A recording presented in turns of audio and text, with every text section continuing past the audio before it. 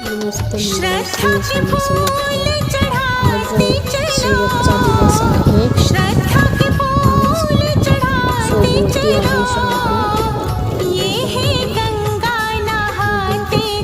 स्नान करायला. आज धोंडा शेवट आहे. गंगाचे पूजन केले आहे आणि शेवटचे धोंडे वाहून पूजा केली आहे. धोंडे अशा प्रकारचे वाहतात. कृष्णार्पण म्हणून धोंडे 33 धोंडे गंगेला वाहिले आहे. धोंडे बघा उकडून घेतात.